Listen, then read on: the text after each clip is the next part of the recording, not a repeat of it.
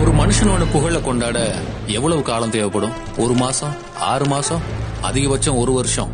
ஆனா ஒரு நூற்றாண்டே பத்தாத அளவுக்கு சாதனைகளையும் மாற்றங்களையும் இந்த சமூகத்துல விதைச்சவர் தான் முத்தமிழறிஞர் கலைஞர்.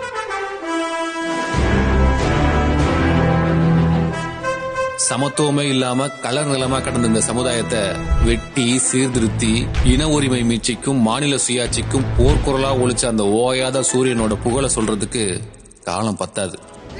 மொழி உரிமைக்காக இளமையிலேயே திராவிட இயக்க வேர்களை பிடிச்சு மேல் எழுந்ததுல தொடங்கி சமுதாயத்தோட அனைத்து தளங்களிலேயும் சமமான சீரான வளர்ச்சியை கொண்டு சேர்க்க பாடுபட்டதுன்னு ஆட்சி பொறுப்புக்கு வர்றதுக்கு முன்னாடியே தன்னோட ஆளுமையை நிரூபிச்சவர் கலைஞர். சூரியனை எப்படி ஓயாம கோள்கள் சுத்துதோ அந்த மாதிரி 50 ஆண்டுகளுக்கு மேலாக தன்னோட பொது வாழ்க்கையில ஆட்சியில இருந்தாலும் இல்லனாலும் தமிழ்நாட்டு அரசியல தன்னை சுத்தி சுழல வச்சவர் கலைஞர். கத்தியாலையும் துப்பாக்கியாலையும் அதிகாரம் பண்ற கூட்டம் இந்தியாவில இன்னைக்கு இருந்துகிட்டு இருக்கு. ஆனா வெறும் பேனாவை வச்சு அதிகாரம் பண்ணவர் தான் முத்தமிழறிஞர் கலைஞர். பத்திரிகையாளர்களை பார்க்காம 10 வருஷம் ஆட்சி நடத்துற ஆட்சியாளர்கள் இருக்கிற இந்த நாட்டுல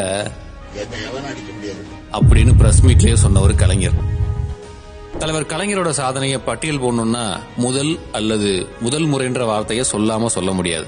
இந்தியாவிலேயே முதலா பெண்களுக்கு சொத்துரிமை, ஆசியாவிலேயே முதல் வேளாண்மை பல்கலைக்கழகம், இந்தியாவிலேயே முதல் மாற்றுத்திறனாளிகள் நலவாரியம், இந்தியாவிலேயே முதல் முறையா அண்ணல் அம்பேத்கர் பெயர்ல கல்லூரி, இந்தியாவிலேயே முதல் முறையா குடிசை மாற்று வாரியம், இந்தியாவிலேயே முதல் முறையா விவசாயத்துக்கு விலையில்லா மின்சாரம்னு அடுக்கிக்கிட்டே போகலாம். இவ்வளவு பண்ண ஒருத்தர் தான் எனக்குன்னு ஒரு தனி வாழ்க்கை கிடையாது, ஒரு லட்சியத்தை மையமா கொண்டு சொல்லணும் இயக்கத்தின் வரலாற்றுல நான் ஒரு பகுதின்னு சொல்லி சைலண்டா கடந்து போனார். பள்ளி படிப்பே மறுக்கப்பட்ட அந்த பாமர மேதைதான் இன்னைக்கு இந்த தமிழ்ல சுயமரியாதையோட நிமிர்ந்து நிக்க காரணமா இருக்கார். என் உயரம் எனக்கு தெரியும்னு அவர் தன்னடக்கமா சொல்லலாம்.